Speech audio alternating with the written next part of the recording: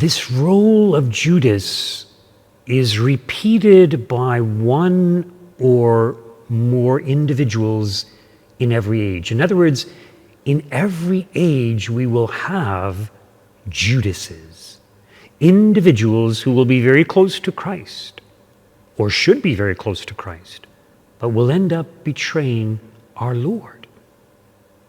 And I'm talking about the successors of the apostles, the bishops. In fact, there's a passage in the New Testament where I believe St. Paul talks about that. A lot of the problems will come from the bishops, from the leaders of the church. And of course, Satan knows that if he can get the bishops, that he can lead many people astray. And there have been various prophecies, for example, at La Salette, by Our Lady of La Salette, which has been approved by the church. Also by Our Lady of Akita, which has also been approved by the church, and it's much more recent. And it points out that bishops will be opposed to bishops. In other words, some bishops will say one thing, other bishops will say another thing. In other words, contradictory positions. And you see, they don't outrightly reject Christ, but they reject Christ's teachings. They don't accept certain teachings that Christ has established. And even though they don't outrightly reject Christ, they're basically doing the same thing that Judas did. So Judas began by stealing, so disobeying the moral teachings of Christ, but also by rejecting or not believing in our Lord's Eucharistic discourse. So Judas was one of the ones who doubted the ability of our Lord to give us his flesh to eat. So in like manner, there are successors to the apostles who imitate Judas, who believe and think they know better.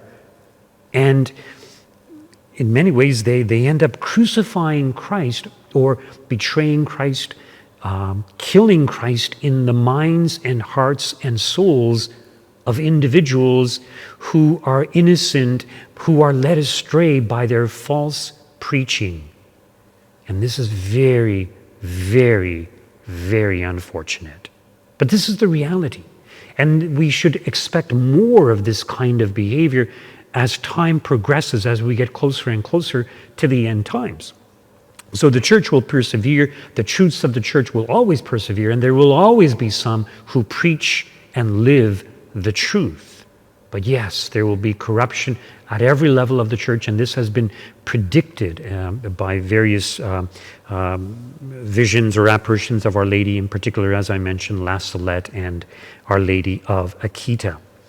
And it's something to be aware of. It's a reminder to us to know our faith well, to know the catechism, so that we can recognize false teachings when we come across it. But you know, this attitude of Judas, this rebellion against Judas, or this rebellion of Judas against our Lord, is something that we are all prone to because of our inclination to pride and selfishness. So we all tend to think we know what's best. And in many ways, we too, as I mentioned before, reject certain teachings of Christ. In other words, we don't always obey. Sometimes we commit sins. Sometimes we think we know better, and we don't. So we need to be obedient to the church, and we need to be humble as the other apostles were. Even though they had many shortcomings, many failures, they recognized that they need to be humble because of their shortcomings and failures. So they recognize that they are capable even of betraying our Lord. And we too are capable of that. Not just when it comes to disobeying his commandments and committing sin, but theoretically, if the pressure is turned up, in other words, if persecution increases, we actually may end up renouncing Christ in order to save our earthly lives. God forbid that should happen. So we need to strengthen ourselves in the faith. We need to make sure that we persevere, that we are faithful to our Lord, and that we are willing to lay down our lives for him.